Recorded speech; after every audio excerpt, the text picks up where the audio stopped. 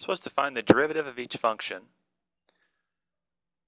using the power rule.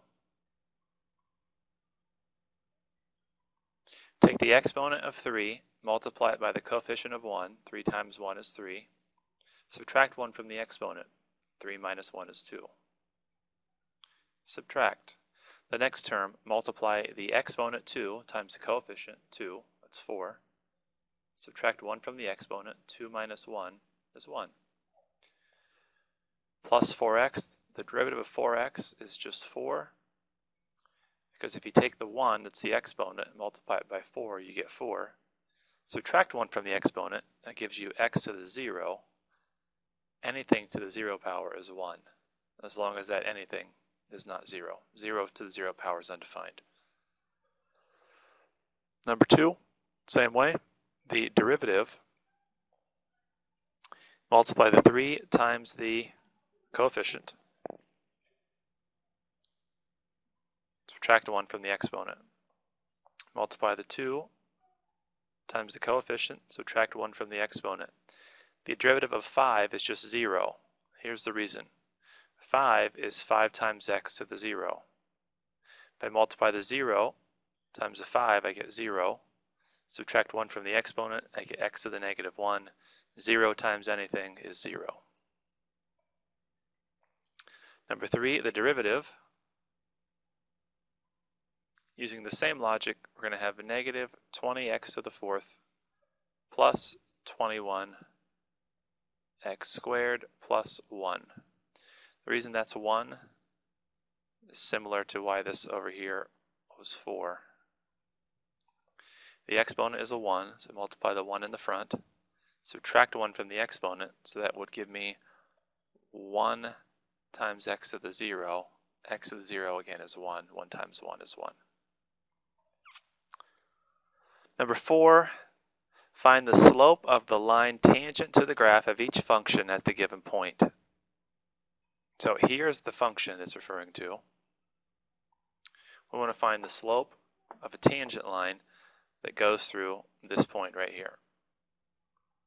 So this is our point. This is our graph. If we find the derivative of this function, this represents the slope of all tangent lines.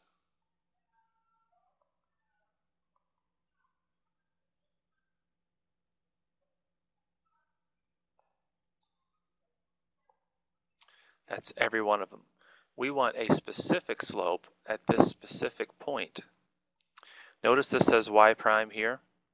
Y prime means slope. It does not mean the y value of a point. This x value is the same x value, means the same thing as x is in the original function. It's just a number that you can put in for x to find a slope. So if you look up here, this ordered pair has an x value and a y value. There's no place in this equation to put a y value in. There's a y prime value, not the same as a y. There's a place here to put an x in. So if we replace x with negative 2, this is going to give us the specific slope at this specific point.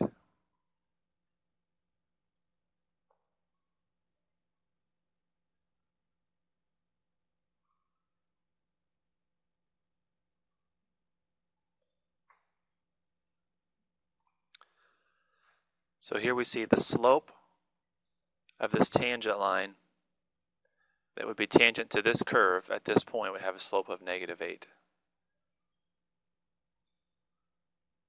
Number 5 is the same question as number 4. Find the slope of the line tangent to the graph of each function at the given point. We first want to find the slope of all tangent lines, which is the derivative, negative 4x plus 3. Then to find the specific slope at this specific point, 1, 11, we put 1 in for x.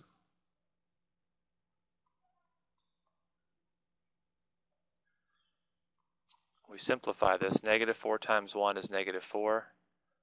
Add 3 to it and you get negative 1.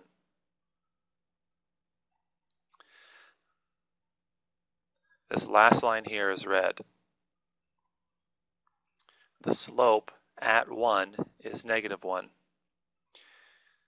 this 1, once again, came from this 1 right here. So we could say even further, the slope at 111 is negative 1. Even more specifically, the slope of the tangent line to this curve at the ordered pair 111 is negative 1.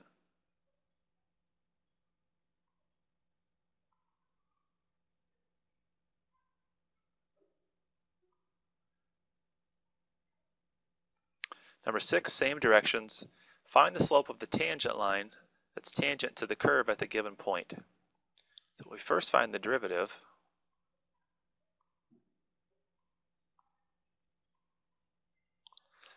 Derivative of x squared is 2x. Derivative of 1/6 x is 1/6. Derivative of 1 is 0.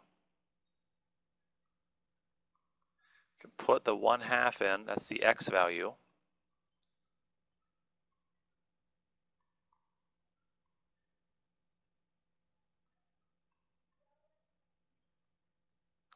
Two times 1/2 is 1.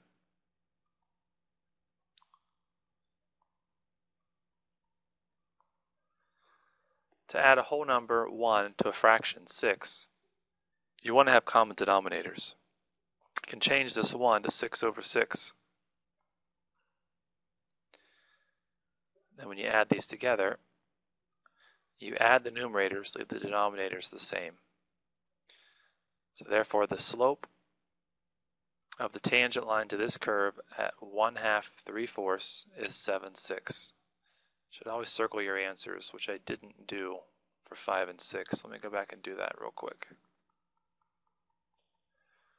Circling your answers is a great habit.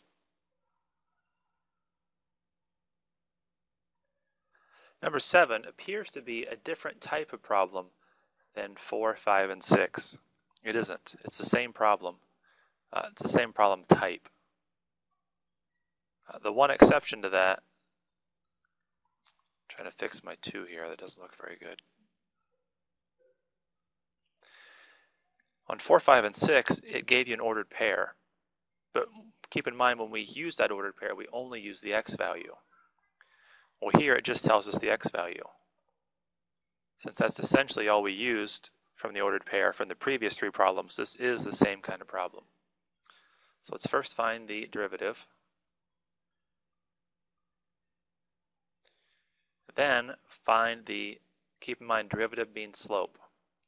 So now let's find the derivative at the specific x value.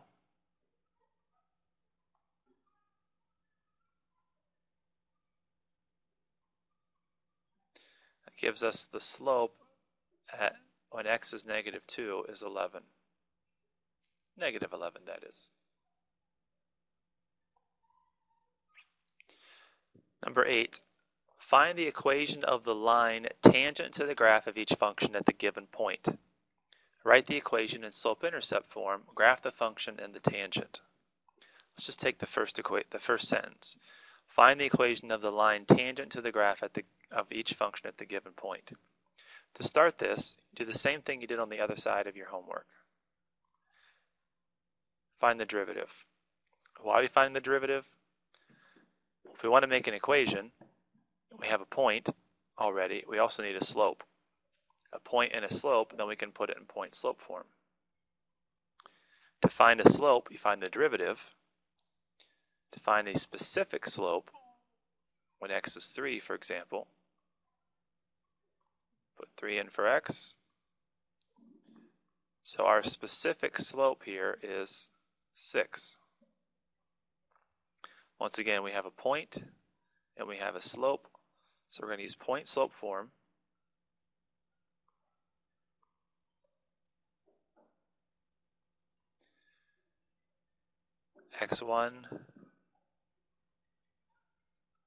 y1, x1,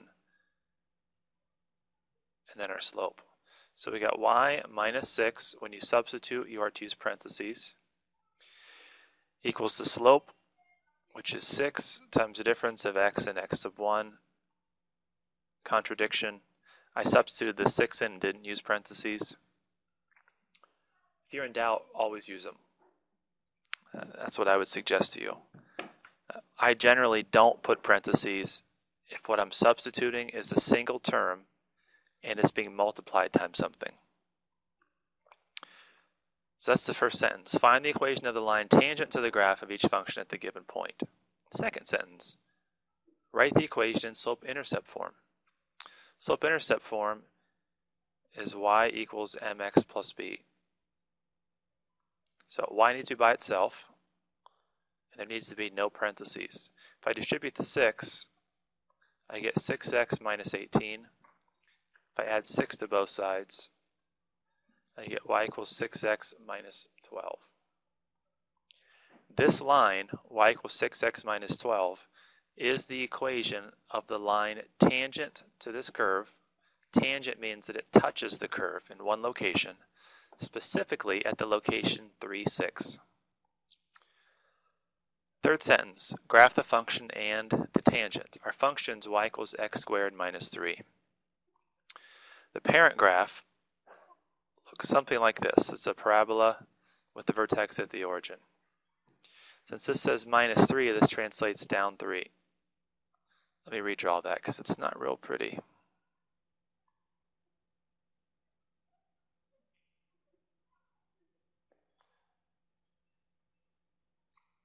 I'm paying no attention to the different markings on my graph. I just make it on the y-axis the vertex and make it below the x-axis. You don't have to count spaces. So this is y equals x squared minus 3.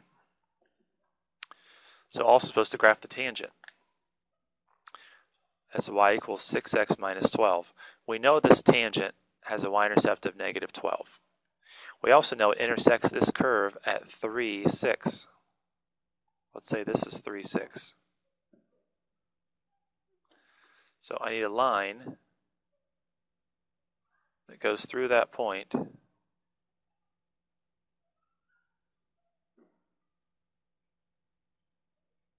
and this is the problem with not drawing your curve very well.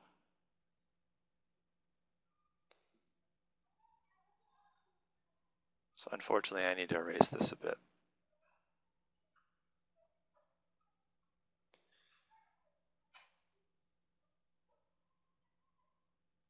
To help this, I usually exaggerate the point of intersection. Keep in mind, this tangent line is supposed to simulate the slope of this curve at this point. That's why it's so difficult to draw this. Because if two things have the same slope, they're parallel. So essentially, if you were to zoom in on this spot, if you were to infinitely zoom in on it, those two lines, the curve and the line, would become one. So it's difficult to draw. So I usually fix it by just exaggerating that point of intersection. The y-intercept of this is negative 12. If you were asked to find the x-intercepts as well, you should be able to do so. That's not our focus on this section, so let's not waste time doing that. You should label your curve, which I did, and also your line, tangent line.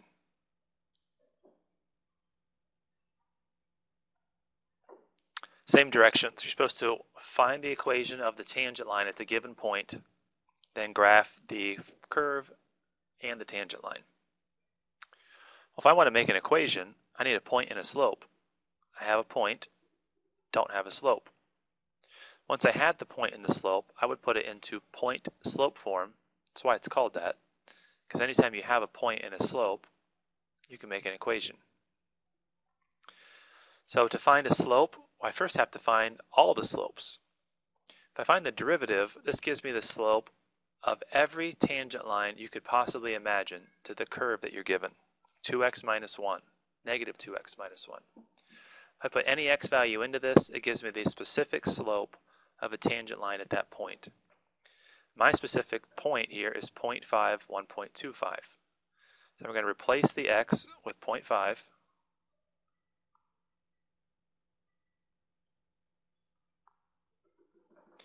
Negative 2 times 0.5 is negative 1. Negative 1 minus 1 is negative 2.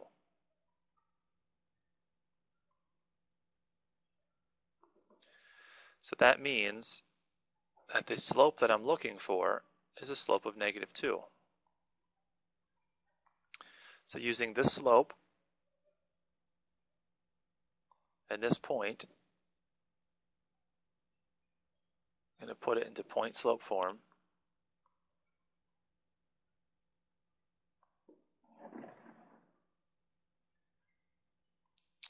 Simplifying this, getting rid of my parentheses.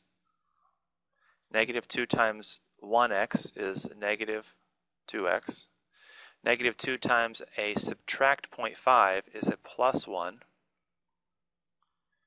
If I add 1.25 to both sides, I get y equals -2x plus 2.25.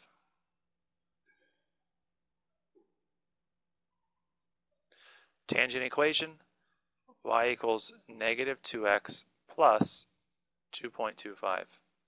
Slope-intercept form. Slope is -2, y-intercept's 2.25. So now it comes time to graph this function. Hopefully you recall that the parent equation for this is x squared. Y equals x squared. The parent graph for that is a parabola. If you think back, this was in beta section 2, I believe. You should be able to look at this and be able to tell how this graph compares to the parent graph. But you can't do it for this one because it's not in the right form.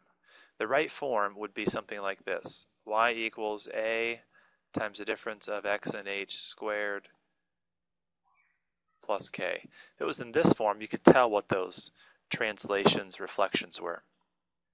If it's in this yellow form, we know it resembles a parabola. We also know, since this is negative, that it opens down. But how far to the right or to the left, how far up or down does it go, we can't tell by looking at it. And you've not been taught at this point how to figure that out.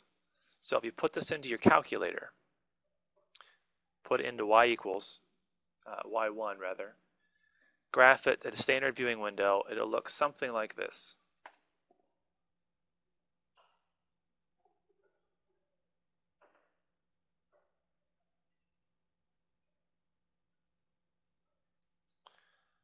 Something like that.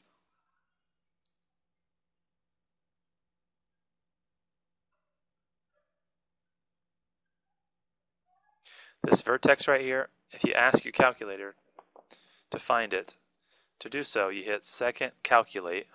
You have to be on the graph while you're doing it. This is a maximum. It's the highest point on that graph. Move your cursor to the left of the maximum, hit enter. Move it to the right, hit enter, and then have it guess the answer. Mine guessed -0.5 2.25, which is what it is.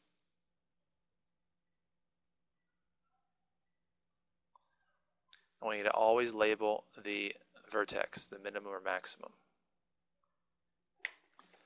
Supposed to also graph this line. It has a y-intercept of 2.25, that's right here.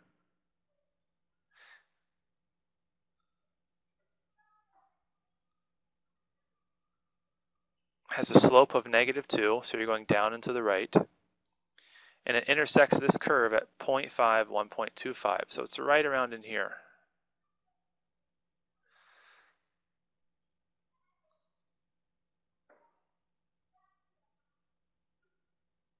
It's going to be difficult to draw this perfect. And when I say perfect, I don't mean perfect. It's going to be difficult to draw this well. That's not too bad. Exaggerate this point, label the point of intersection, which is 0.5, 1.25. Label the line, y equals -2x plus 2.25.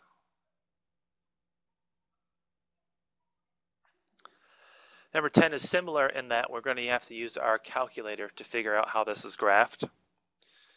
You may know how to do it without your calculator, but I haven't taught it to you at this point, so it's unfair for me to do anything but say use your calculator. So we need the tangent line.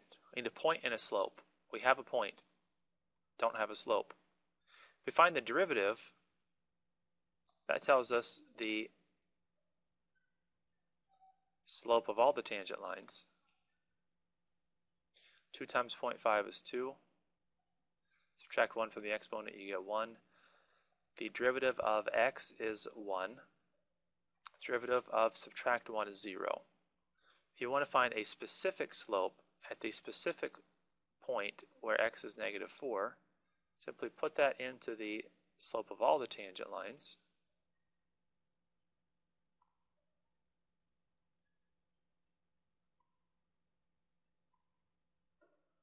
We get the slope is negative 7.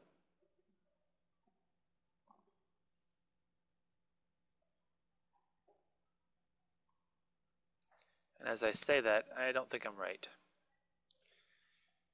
Here, 2 times 0.5 should be 1. This shouldn't be 2, this should be 1.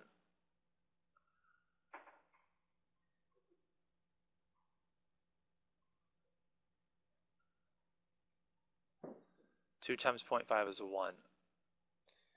So we got 1 times negative 4, which is negative 4. Negative 4 plus 1 is negative 3.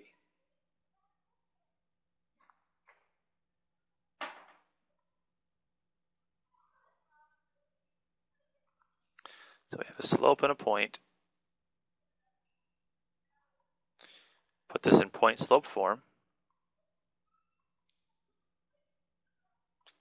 y1 is 3. Slope is negative 3. X sub 1 is negative 4. Simplifying some of these signs, subtracting a negative 4, well, that's like adding a 4. Yay! So this is y minus 3 equals, stripping the negative 3, we get negative 3x minus 12. If we add 3 to both sides, we get y equals the negative 3x minus 9, which is not even close to what it says on the answer key, which I will have to fix that.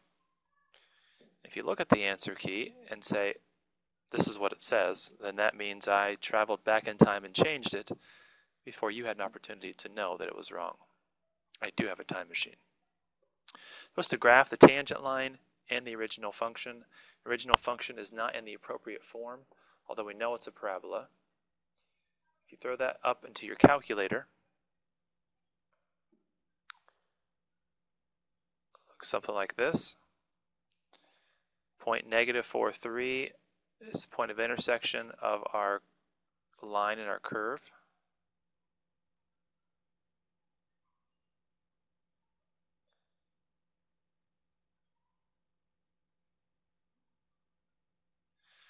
Exaggerate that point of intersection. It looks like it's intersecting in other places, but it really is not supposed to be.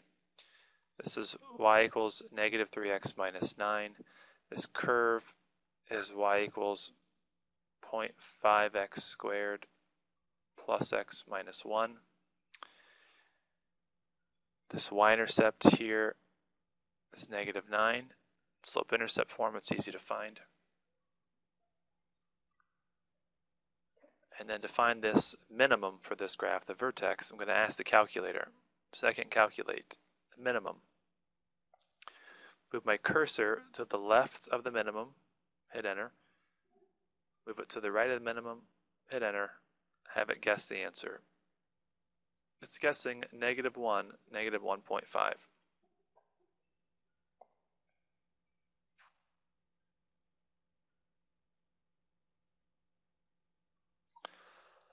So just to make sure when you do these things that you must have labeled, point of intersection, the name of the curve, the name of the line, and then on the curve, mark the minimums or maximums, the vertices, and for the line, mark the y-intercept.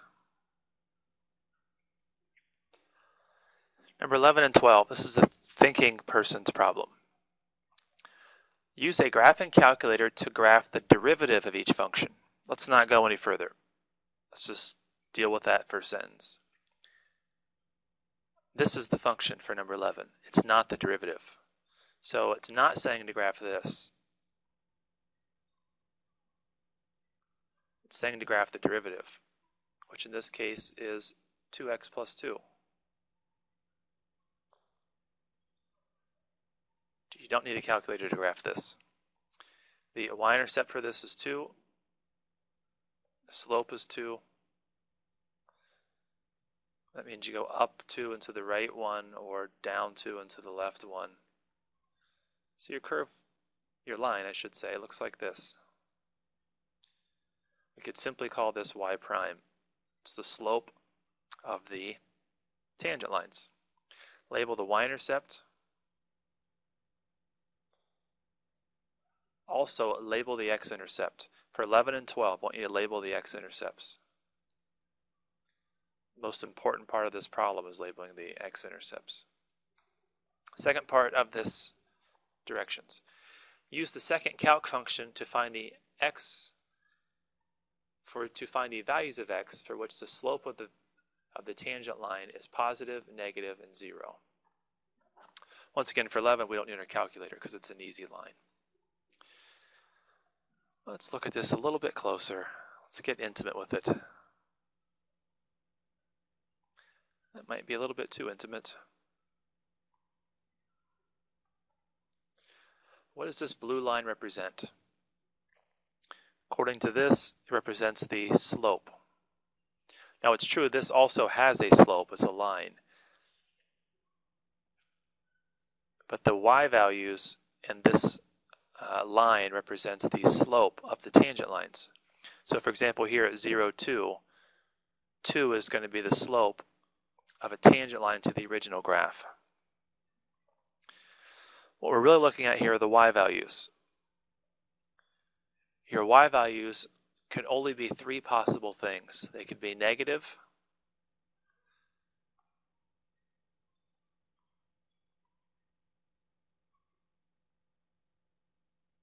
the y value could be positive,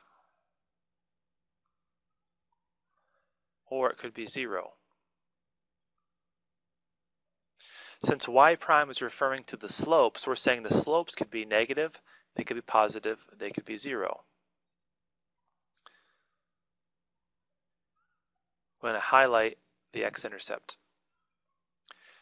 When the x value is negative 1, the y prime value is 0. Y prime is 0. So when x is negative 1, the slope is 0.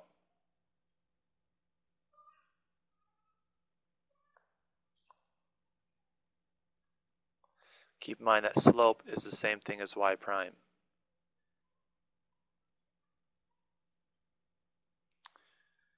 So what about down here?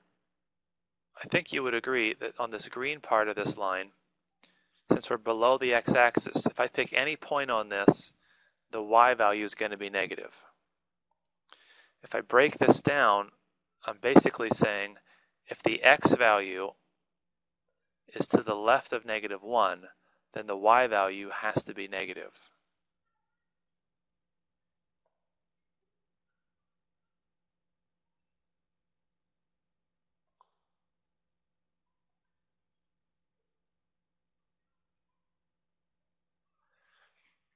So once again, if x is less than negative 1, so I'm over here, then the slope is also going to be negative.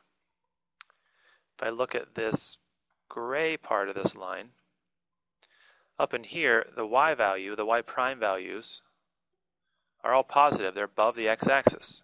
When does that happen? Well, that happens anytime that x is to the right of negative 1.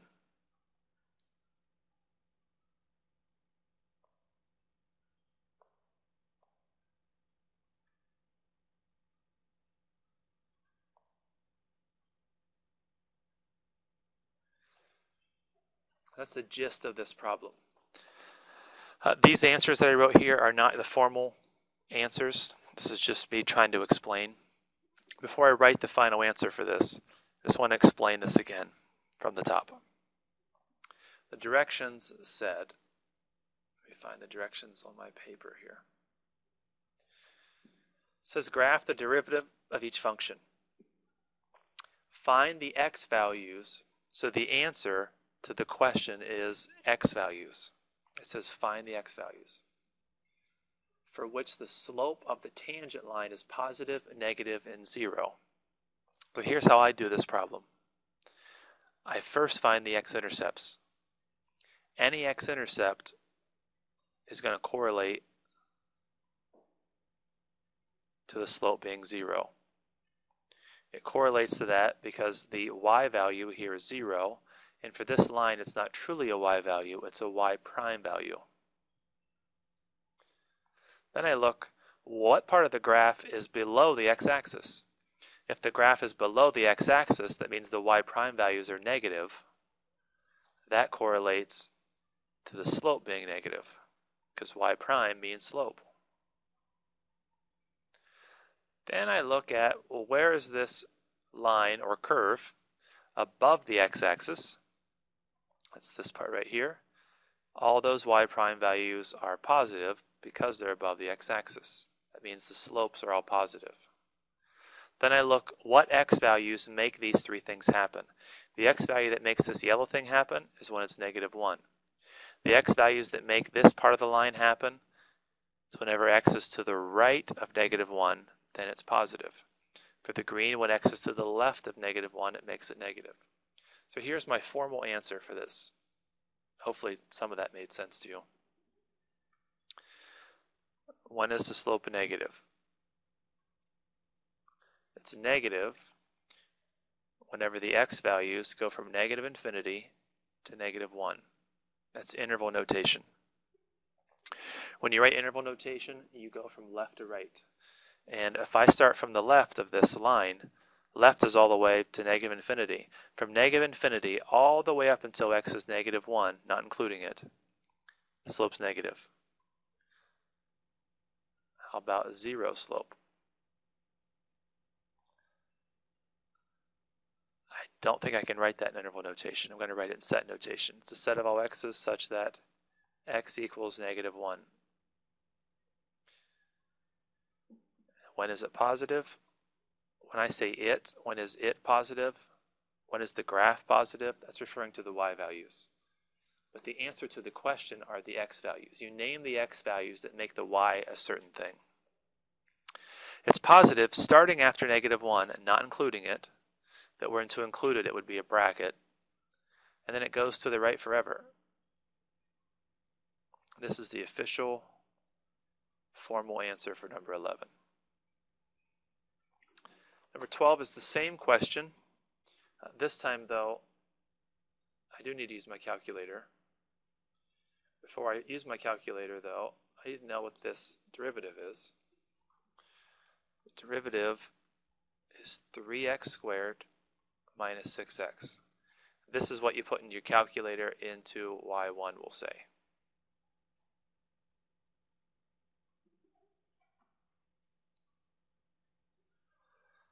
Calculator gives me this graph.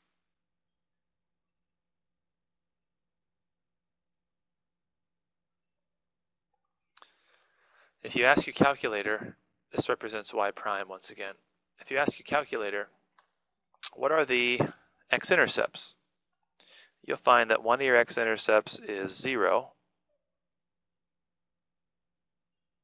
The other one is at 2.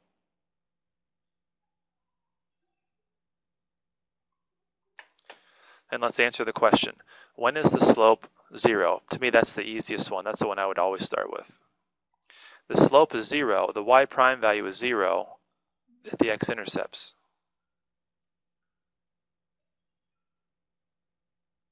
So when is the slope 0? It's 0 for the set of all x's such that x equals 0 or 2.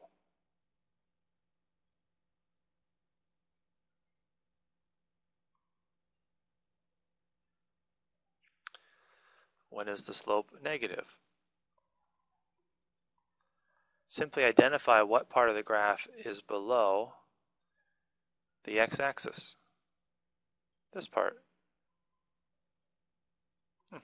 Look, it's like a clown. Smiley face and 2 eyes. Actually reminds me of Super Mario Brothers 3.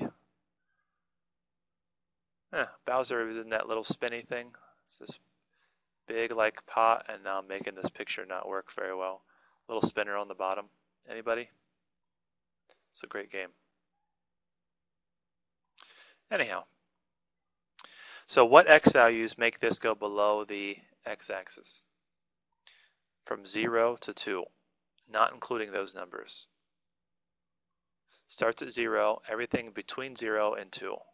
When is it positive?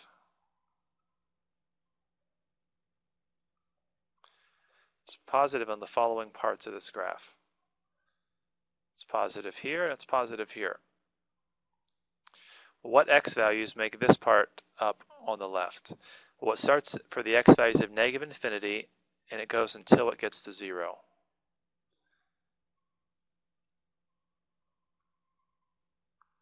Then it picks up again, so in union with, it starts a little bit after 2, and as the x values go to the right forever, the y values continue to go up. So we're going right forever.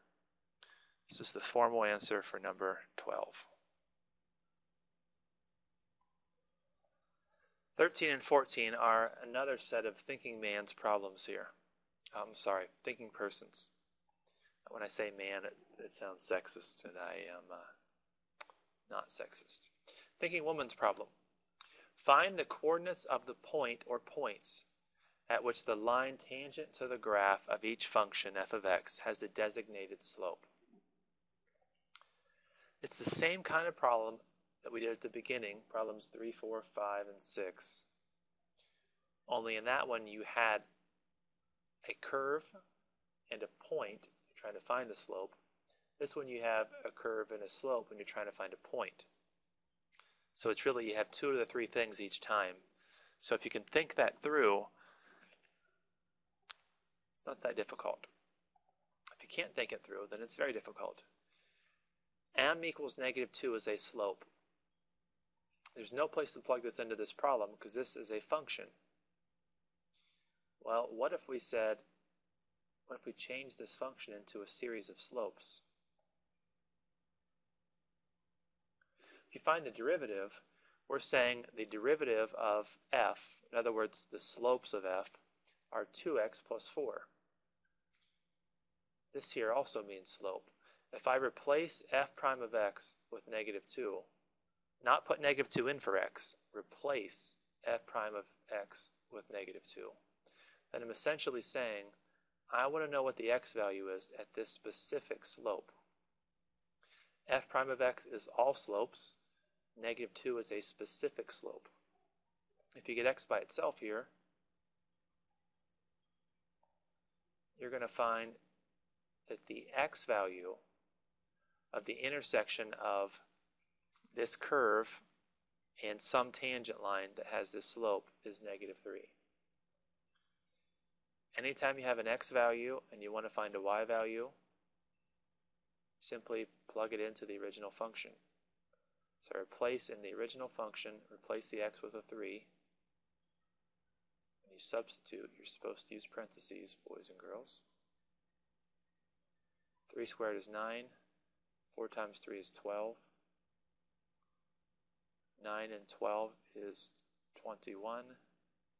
21 and 4 is 25. And it's supposed to be negative 3, not positive 3. Let me fix that. If I put a negative 3 squared is 9. 4 times negative 3 is negative 12. Sorry for the mistake. 9 plus negative 12 is negative 3. Negative 3 plus 4 is 1. So official answer for this, find the coordinates of the point or points at which the line tangent to the graph of the function has a designated slope. This is the point, negative 3, 1.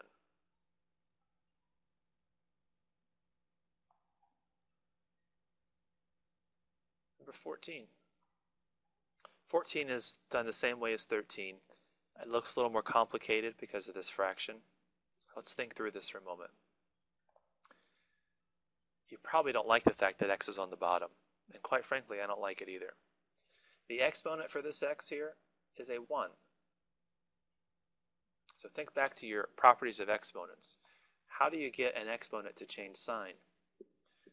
If you remember the rule, to change the sign of an exponent, you take the base, in this case the base is x, and you reciprocate it. When you reciprocate something in a fraction, you simply move it to the other side of the fraction. That's what it means to reciprocate it. So this original function, not f prime, the original function you could write as negative 4 times x to the negative 1. Now you might be thinking, I didn't reciprocate x, it's still x. Well, this original problem, it's not really an x. You could look at this as negative 4 times 1 over x. That's the same thing. So essentially, this is to the first power. To change it to a negative exponent, you reciprocate 1 over x and you get x to the negative 1. So this is true. This is reciprocated. Because the original problem, I said x on the bottom. X on the bottom means 1 divided by x. So it has been reciprocated now. That's the original function. To find the slope of all the tangent lines, you find the derivative. Negative 1 times negative 4 is 4. Subtract 1 from the exponent and you get negative 2. I would encourage you to rewrite that as 4 over x squared. Using negative exponents in an equation is difficult. Using positive ones are less difficult, depending on the problem, I guess. F prime of x is the slope of all tangent lines. Here we have the slope of a specific tangent line. Let's plug that in here. If we solve this equation, it's going to give us x values that make the slope 1. If you multiply both sides by x squared, and then square root both sides, you get x is plus or minus 2. So this has two different answers. So we're going to put negative 2 into the original function. Gives us 2. We're going to put positive 2 into the original function. We get negative 2. So official answer for this, negative 2, 2, and positive 2, negative 2. 15 is another tinker. It's a little bit tinky for the tinkers out there. Write a convincing argument to prove that the derivative of a constant is 0. If you haven't tried this problem yet, please try it before you watch this, because I've showed you this a couple times already. It just wasn't worded this way. And once you see me do it, you're probably going to think, I knew that. So it's more beneficial to you to try it on your own first and get the satisfaction of doing it. Let's let f of x equal some constant, c, where c is a constant. Constant means a number, no variable. Then we could certainly say this is equal to f of x equals c times x to the 0. We could say that because x to the 0 equals 1, and multiplying by 1 doesn't change the value.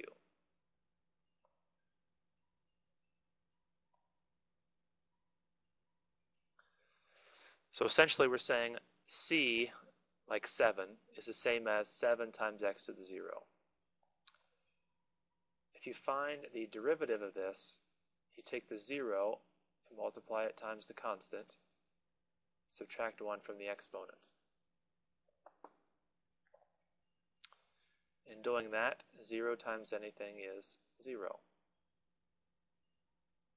So here we're using power rule. And then here we're using the fact that multiplying by 0, it's really talking about identities and things that we haven't discussed this year, but we'll just say what the identity is. multiplying by 0 yield to me, sir. Yield to me. Hopefully that makes sense. If it makes sense, then I wrote a convincing argument. If you just watched that and it didn't make sense, then give me an F for this problem because it wasn't convincing. Number 16, this is one of my favorite problems for two reasons. First of all, I got this problem from a textbook. I forget the name of the textbook where I'd give them credit. Why it's one of my favorite problems is the ridiculousness of the asterisk that you see here. And the other thing is, why it's one of my favorites, is it's a great application of a derivative. If you take calculus next year, and I hope that you do, we're going to be doing what I'm going to be explaining here in part B a lot. Blimpie the clown entertains children at birthday parties. Isn't that sweet? One of his tricks is magically blowing up spherical balloons with the tip of his finger. Asterisk. I wonder what that asterisk's for. Right now you're probably all freaking out. What kind of a freak demon clown is this that can blow up balloons with the tip of his finger? Well, those of you that are thinking that, let me rest assured here. If we go down to the asterisk, actually Blimpie has a hose from an air tank connected to his fingertip. Well, what a relief that is. I thought he was possessed this whole time. Thanks for the asterisk. A, find the instantaneous rate of change. Couple things. Rate of change means slope. Instantaneous rate of change means the slope at a specific point. So this whole thing put together means find the derivative. So this says find the instantaneous rate of change. What I see is find the slope. Find the derivative. In the volume of a balloon, Blimpie's inflating with respect to the radius when the radius is 2 inches. That phrase, with respect to, I'm not going to get into it now, but if you take calculus once again next year, you're going to hear me say that phrase, I'd say conservatively 5 to 15 times a period next year. The formula for volume of a sphere is as follows. It's important when you do these word problems, you define your variables. V of R is the volume. Since the radius is in inches, this is the volume in cubic inches. R is the radius, and it's measured in inches. It's so important to do this, to find your variables, especially for part B. It makes part B infinitely easier if you define your variables. So the formula for the volume of a sphere is this. Find the instantaneous rate of change. Keep in mind that in this problem, V is a variable, R is a variable, pi is a number, 4/3 is a number. So when you find the derivative of this, take the exponent of 3, multiply it by 4/3, multiplying by 3, dividing by 3, they cancel. So we get 4 times pi, subtract 1 from the exponent, and we get this. This represents the instantaneous rate of change in the volume of the balloon at any given radius. But this problem says we have a specific radius when the radius is 2.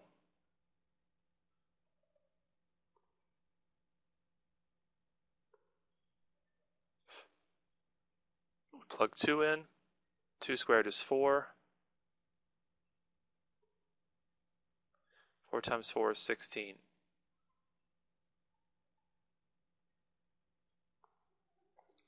It's important to label this answer. How you label it. Let me give you a long-winded explanation that I really, really hope makes sense to you. We know that m is slope. We also know derivative is slope. So if I say m equals, I'm essentially saying v prime of r equals. When you find slope, you find the difference of the y values over the difference of the x values. In this problem, we don't have y's, we have v's. So essentially, we find the difference of the v's over the difference of the r's. Keep in mind, we did all this math. I'm just trying to explain how we label this. What is v measured in? V is the volume, and it's measured in cubic inches.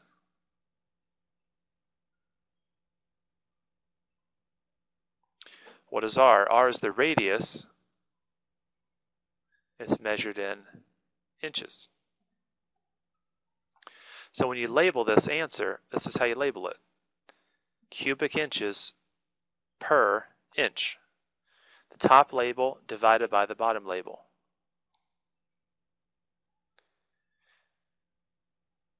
You could simplify that to get square inches, but don't simplify it.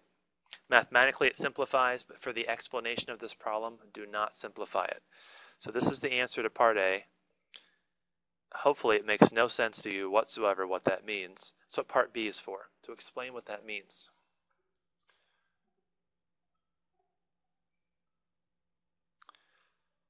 What does this rate of change mean?